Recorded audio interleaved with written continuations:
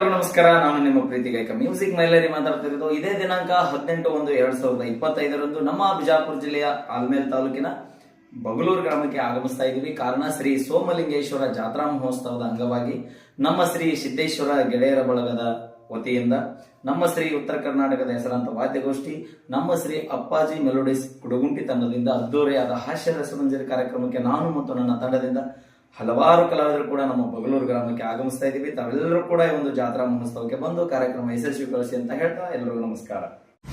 Hi, ಎಲ್ರು ನಮಸ್ಕಾರ ರೀ. ನಾನು ನಿಮ್ಮ ಪ್ರೀತಿಯ ಗಾಯಕಿ ಲೇಡಿ ಟೈಗರ್ ರಾಕ್ ಸ್ಟಾರ್ ಜ್ಯೋತಿ ಮಾತಾಡೋದ್ರಿ.